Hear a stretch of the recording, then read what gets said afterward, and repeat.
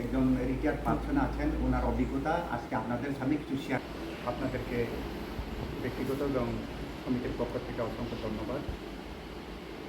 আমরা আজকে আপনাদেরকে এখানে আহ্বান করার মূল উদ্দেশ্য হলো, আমরা যারা কর্মচারী আছি, কর্মজীবন আমাদের অনেক টোটালি আমাদের 60 বছর আছে। 60 বছরের পরে আমরা অবসরে যাই।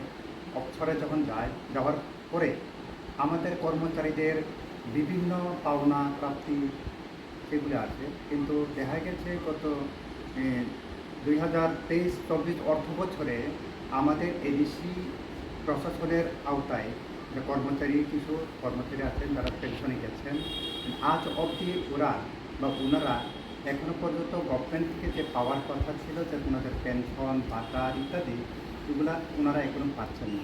বিভিন্ন সময়ে ওনারা বলতে যারা অবসরপ্রাপ্ত যারা শিক্ষক শিক্ষিকা বা বিভিন্ন দপ্তরে যারা কর্মচারী আছেন, ওনারা আমাদের এডিসি কর্তৃপক্ষের কাছে গেছিলেন বিভিন্ন ডেপুটেশনের মাধ্যমে, কিন্তু আজ পর্যন্ত যে জানা গেছে আপনাদের সোশ্যাল ইয়ের মাধ্যমেই আমরা জানতে পেরেছি বা আমরা জেনেছি যে ওনারা এখনো পর্যন্ত ওনাদের এই দাবিটুকু বা ওনাদের যে প্রাপ্যটুকু এখানে পাননি।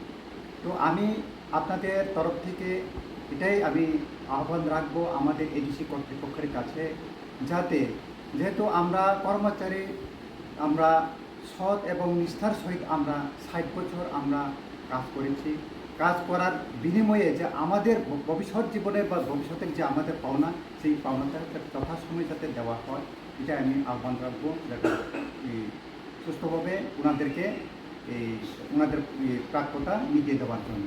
তো আমি এর সাথে সাথে আরও বলবো, যারা শুধু আমাদের যারা অবসরপ্রাপ্ত যারা শিক্ষক শিক্ষিকা বা কর্মচারী ভাই বোনেরা যারা আছেন, আপনাদের কাছে আমাদের সংগঠনের পক্ষ থেকে আপনাদেরকে অনুরোধ রাখবো, আমরা সর্বদাই আমরা শুধু কর্মচারী বলতে শুধু আমাদের যারা আছে তারা না, আমরা সবার জন্যই বা আপনাদের জন্য আমরা আসি এবং ভবিষ্যতেও থাকবো। আপনাদের সুখে দুঃখে আমরা থাকবো, যতটুকু পারি আমরা আমাদের সংগঠনের তরফ থেকে আপনাদেরকে আমরা সাহায্য করব।